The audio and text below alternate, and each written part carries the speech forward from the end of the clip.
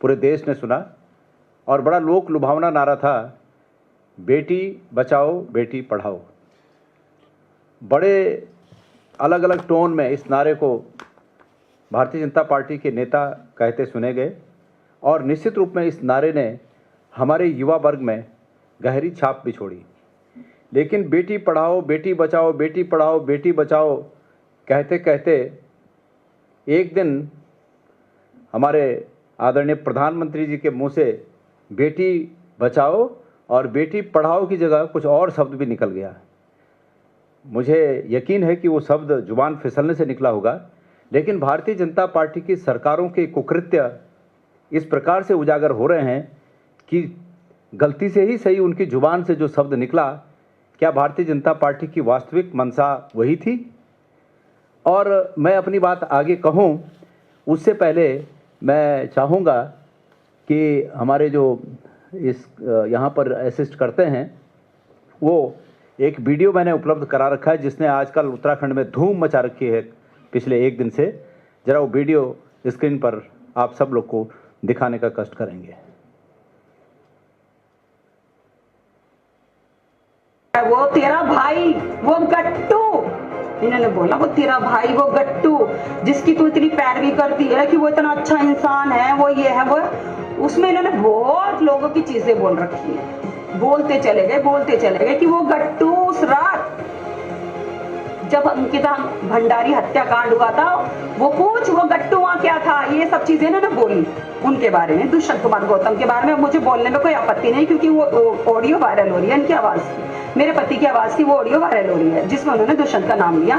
क्यों आरती गौड़ ने उस रात बुलडोजर फिरवा दिया था? उसी कमरे पे सबसे पहले बुलडोजर क्यों चला जिस कमरे में वो हत्याकांड हुआ, जिस कमरे में सब कुछ पूरा प्रकरण हुआ, सब चीजें हुई? क्या उस रात ये ग्रुप सेक्स करने जा रहे थे सबके सब? आप हमें बताइए। और उस रिकॉर्डिंग में खाली एक उन्हीं का नाम नहीं है, उनको तो गट्टू गट्टू करके पुकारा जा रहा था, और भी लोगों के नाम है उसमें। और आप लोग सब लोग कह रहे हैं कि सोशल मीडिया पे वायरल कर दो। मैं वो सोशल मीडिया पे मैं तो सोशल मीडिया का बहुत आदर करती हूँ क्योंकि मेरी जिंदगी में जितने भी न्याय मुझे मिले हैं वो सोशल मीडिया के माध्यम से ही मिले हैं, पत्रकार बंधुओं के माध्यम से ही मुझे मिले हैं। और मैं कोई अपराधी नहीं हूँ कि मैं भाग जाऊंगी या मैं छुप जाऊंगी और मैं कह दूंगी जी मेरे पास तो सबूत ही नहीं है, इसलिए मैं लाइव आई हूँ। तो उस रात सुरेश राठौर ने ये बोला कि वो गट्टू जिसे तू अपना भाई कहती है वो गट्टू जा रहा था उस रात, जिसे तो राखी बोलती है, राखी वाला भाई बोलती है, दुष्यंत कुमार गौतम, वो जा रहा था उस रात। सुबह उठ के वो गंगा स्नान करके वो फोटो डालता है सोशल मीडिया पे, वो जा रहा था उस रात। फिर आरती गौड़ ने, क्योंकि आरती गौड़ के पास वीडियो ऑडियो है दुष्यंत कुमार गौतम की, क्योंकि आरती गौड़ भी कहीं ना कहीं सेक्स रैकेट में शामिल है, वो लड़कियां सप्लाई करती है क्योंकि सुरेश राठौर ने उसको फ्लैट दे रखा है इसी काम के लिए। तो वो सारी चीजें, वो रिकॉर्डिंग, उसको बहुत गणमान्य लोगों के नाम हैं। हम सबके नाम नहीं बोलेंगे अभी, हम इसलिए नहीं बोलेंगे क्योंकि देखो हम कहीं ना कहीं भारतीय जनता पार्टी के एक छोटी सी कार्यकर्ता हैं। हर जगह अच्छे बुरे इंसान होते हैं, भाजपा में भी अच्छे हैं, भाजपा में भी बुरे हैं, कांग्रेस में भी अच्छे हैं, कांग्रेस में भी बुरे हैं।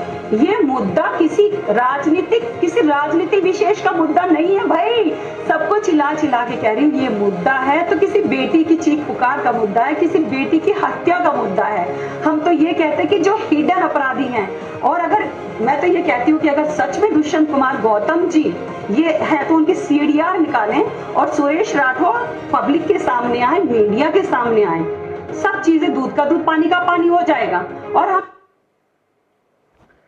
साथियों, ये जो वीडियो आप लोगों ने देखी, इस वीडियो ने पिछले 2 दिनों से उत्तराखंड में धूम मचा रखी है।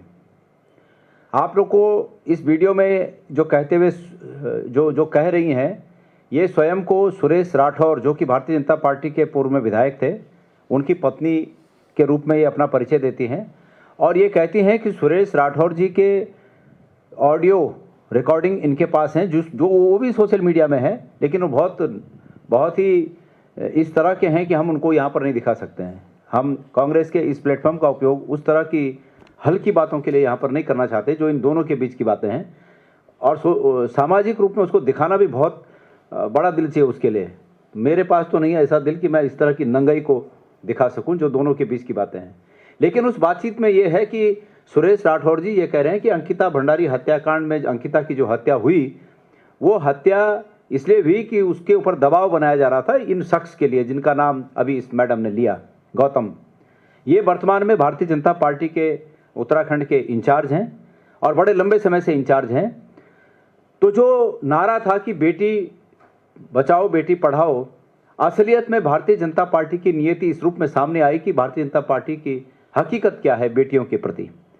साथियों, एक चीज मैं ये कहना चाहता हूं कि अंकिता भंडारी हत्याकांड जब हुआ उस दिन सबसे पहले शक की सुई इस रूप में जागी, ये शक इसलिए जगा कि रात को जब ये 3-4 दिन पहले उसकी वो हो गई थी, मतलब ये पता चल गया था कि वो कहीं गुम है। फिर जब उसकी बॉडी मिली तो उससे पहले ही उस कमरे को, जिस कमरे में होटल के जिस कमरे में वो रेसिडेंस के रूप में उपयोग करती थी, होटल मालिक ने जो कमरा उसे दे रखा था, उस कमरे को बुलडोजर से तोड़ा गया।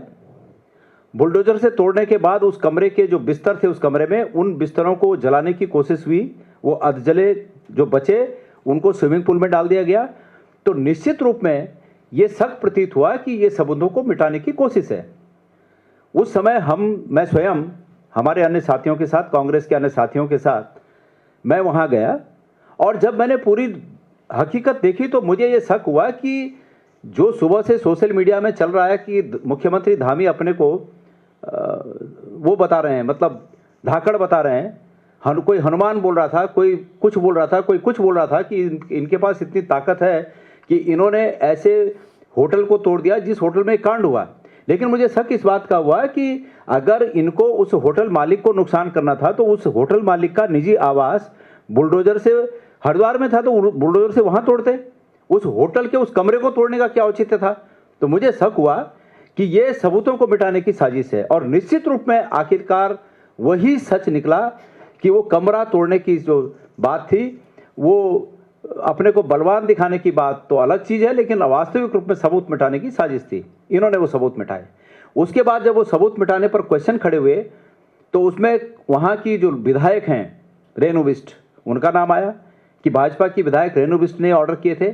अभी ये जो मामला एक महिला, दूसरी महिला का इसमें नाम आया है, ये जो महिला नाम ले रही हैं, एक दूसरी महिला का नाम ले रही हैं, उनका भी वीडियो आ गया जवाब में। उनका कहना है कि वो काम रेणु बिष्ट ने किया था। भारतीय जनता पार्टी, रेणु बिष्ट ने कहा कि मुख्यमंत्री ने किया था।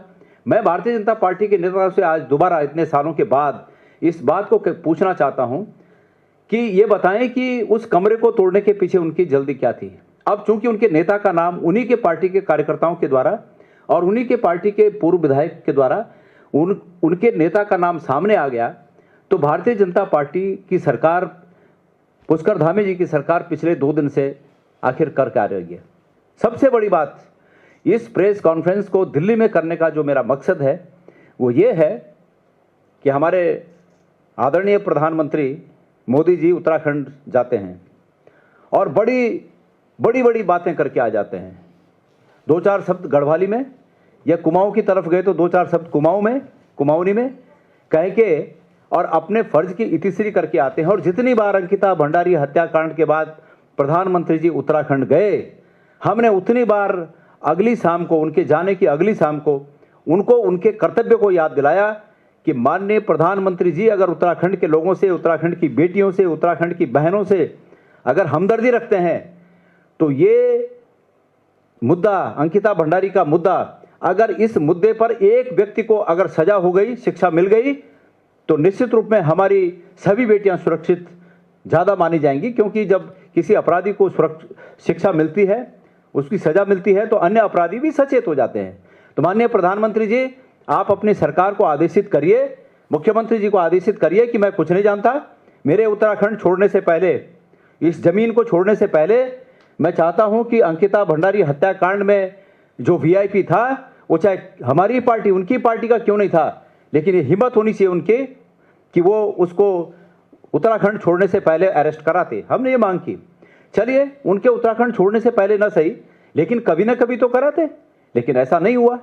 और अफसोस की बात यह है, मैं नेशनल मीडिया के सामने बीजेपी पार्टी पर और उत्तराखंड की बीजेपी सरकार पर यह आरोप लगाता हूं कि उन्होंने इस मामले में पूरी ताकत, सत्ता की ताकत, उत्तराखंड के लोगों ने जो सत्ता की ताकत उन्हें इस रूप में दी थी कि वो उत्तराखंड के लोगों का भला करेंगे, वो ताकत, पूरी की पूरी ताकत इस केस को दबाने में लगाई, अपराधियों को बचाने में लगाई और अंकिता भंडारी को न्याय न मिल सके, इसमें सत्ता की पूरी ताकत लगाई गई। एसआईटी बनी, आप एसआईटी, गजब की एसआईटी बनी। एसआईटी का काम होता है कि परत दर परत कुरेद कर, खंगाल कर, सबूत जुटाकर और उन सबूतों के आधार पर अपराधियों को सजा मिले। लेकिन एसआईटी ने जो काम किया वो ये किया कि जो गवाह थे उन गवाहों को धमकाने का काम किया। इस केस में जो सबसे बड़ा गवाह था, जो व्यक्ति अंकिता भंडारी का जो फ्रेंड था, जिसने ये अंकिता भंडारी के चैट सोशल मीडिया में जारी किए कि अंकिता भंडारी ने मरने से पहले उससे कहा था कि मुझे एक विशेष सर्विस देने के लिए ये मालिक, जहां वो नौकरी करती है, जो कि बीजेपी का नेता भी है, ये मालिक विशेष सर्विस एक बड़े नेता को देने के लिए मुझ पर दबाव बना रहे हैं और मेरी जिंदगी को खतरा है, मेरी जान को खतरा है। ये अंतिम चैट है उस लड़की का, अंकिता भंडारी का। और उसके बाद उसको गवाह, मतलब उनकी गवाही को उनको धमकाना कि भाई तुम इस तरह गवाही दो। जितने गवाह इसमें आए उनको धमकाना, जिन्होंने सबूत मिटाने की कोशिश की उनको बचाना। तो ये स्पष्ट रूप से दिखता है कि भारतीय जनता पार्टी की सरकार, उत्तराखंड की सरकार, पुष्कर धामी जी मुख्यमंत्री के रूप में उनकी सरकार, उनके मंत्रियों की सरकार, तमाम उनके विधायकों की सरकार अंकिता भंडारी केस में अपने नेताओं को बचाने का काम कर रही है। और इस केस में वीआईपी का नाम उनके ही लोगों के द्वारा जब सामने आया, उसके बावजूद आज 2 दिन से वो सरकार कुछ करने को तैयार नहीं है। मेरा दिल्ली में आकर इस प्रेस को करने का जो इरादा है, जो मकसद है और जो मेरा लक्ष्य है, वो ये है कि आप लोगों के माध्यम से ये हमारी बात, क्योंकि हमारी बात पता नहीं क्यों माननीय आवास प्रधानमंत्री वहाँ पर इतने बैरिकेटिंग लगे हैं कि हमारी आवाज़ वहाँ तक नहीं पहुँचती। दिल्ली में आकर करने का हमारा जो मकसद है वो ये है कि उत्तराखंड की आवाज़ वहाँ तक जाए, पीएमओ तक जाए और पीएमओ के अधिकारी ये बात प्रधानमंत्री जी के कानों तक पहुँचाएं। और प्रधानमंत्री जी से मैं निवेदन करता हूँ कि उनके इस केस में ध्यान देने से नंबर 1 वो सीबीआई की जांच करें। इसका ये सीबीआई केस, इसमें सीबीआई की जांच निश्चित रूप में होनी चाहिए। सरकार ने पूरी ताकत लगाई कि इसमें कोई जांच ना हो और उनकी एसआईटी की जांच को ही अंतिम जांच माना जाए। लेकिन केस तो कभी भी खुल सकता है, इसलिए मैं मांग करता हूं कि इसकी सीबीआई जांच हो और दूध का दूध, पानी का पानी हो। जो अपराधी हैं उनको सजा हो और आगे से कोई अपराधी हमारी बच्चियों के साथ, हमारी बेटियों के साथ इस तरह के खिलवाड़ न करे। इसके लिए एक सबक मिलना बहुत आवश्यक है। इसके साथ साथ मैं आह्वान करता हूं पूरे उत्तराखंड के उन लोगों का कि अगर इस सरकार ने अगले 10 दिन में, अगले 10-12 दिन में, अभी दिसंबर 31 भी आ रहा है, लेकिन उसके बाद 2, 3, 4 तारीख को अगर तब तक इस सरकार ने 31 दिसंबर का मैं इसलिए चर्चा कर रहा हूं कि हो सकता है सरकार ईयर एंडिंग में कहीं बिजी हो, केंद्र की सरकार, राज्य की सरकार कहीं बिजी हो, तो उनको 3-4 दिन और मोहलत देकर 4-5 तारीख तक, अगले 4-5 तारीख तक, जनवरी 4-5 तारीख तक अगर उत्तराखंड की सरकार इसकी सीबीआई जांच की संस्तुति नहीं करती है, इस केस में हकीकत जानने के लिए, अपराधियों को सजा दिलाने के लिए गंभीर प्रयास अगर नहीं करती है, तो हम उत्तराखंड के एक मंडल, गढ़वाल मंडल के मुख्यालय में सरकार को घेरने के लिए और सरकार से जवाब मांगने के लिए, सरकार को जवाब देने के लिए मजबूर करने के लिए, सीबीआई जांच कराने के लिए, सरकार को इस रूप में मजबूर करने के लिए एक विशाल धरना प्रदर्शन और सरकार की खिलाफत करने के लिए एक आयोजन करेंगे। इसलिए सरकार को मैं चेताना चाहता हूं कि सरकार समय रहते हुए इस 10 दिन के अंदर अंकिता भंडारी हत्याकांड में सीबीआई की जांच की संस्तुति करे, नंबर 1। नंबर 2, ये सीबीआई की जांच किसी माननीय न्यायाधीश की अध्यक्षता में हो, जो कि सुप्रीम कोर्ट के न्यायाधीश रिटायर्ड हुए हों। पहले हो सके तो सिटिंग के अध्यक्षता में हो, और अगर न संभव हो तो रिटायर्ड जज की अध्यक्षता में हो, क्योंकि कहीं ये इतने बड़े लोग हैं, सत्ता के सौदागर जो इसमें इन्वॉल्व हैं, इतने बड़े लोग हैं कि वो आजकल जैसे सीबीआई का हाल है, वो सीबीआई को इन्फ्लुएंस कर सकते हैं, प्रभावित कर सकते हैं। तो ऐसा ना हो, इसलिए तटस्थ रूप में इसकी निगरानी के लिए कोई महोदय, रिटायर्ड जज महोदय इसकी निगरानी करें। मैं ऐसी मांग करता हूं और आपके कोई प्रश्न हो तो उसका स्वागत है। सर, मैं अभिनव करोड़ा हूँ। दादा, मैं जानना चाह रहा हूँ कि जब ये कांड हुआ था, पहली बार हुआ था, तो उस समय प्रियंका गांधी जी ने और राहुल गांधी जी ने इस मामले को उठाया था, राष्ट्रीय त्रिपुष्टा था और एक जोश भरने का काम किया था। तो जो जोश आज आप दिखा रहे हैं कि हम घेराव करेंगे, ये करेंगे, तब उत्तराखंड कांग्रेस में शिथिलता क्यों थी? नहीं, मैं धन्यवाद देता हूं कि आप प्रश्न पूछ रहे हैं, अच्छी बात है, हमें सफाई का मौका दे रहे हैं। जब से अंकिता भंडारी हत्याकांड हुआ, अगर उत्तराखंड के सोशल मीडिया को आप खंगालेंगे तो कांग्रेस पार्टी के रूप में भी और कांग्रेस पार्टी के नेताओं के रूप में भी प्रत्येक नेता की सक्रियता एवरेज से अधिक रही, एवरेज से अधिक। हमने हर तरह से सरकार को घेरने का काम किया, लेकिन सरकार ने सत्ता का उपयोग करके उस जांच को दबाने का काम किया।